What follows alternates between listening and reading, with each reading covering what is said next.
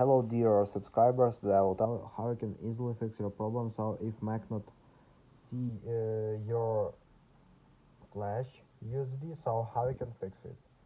So first thing, you just need to try to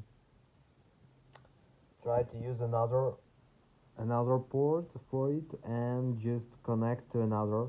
Just disconnect your USB and connect to another port, USB port.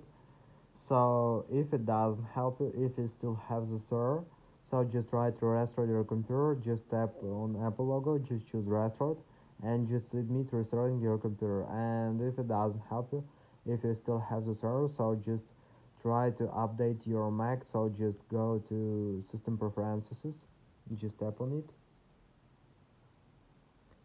Now just go to Software Update, and if you see here available update, just download and install them on your Mac. So just wait until it will check for it, and now just tap on update now and wait until it will successfully install the latest updates for your Mac.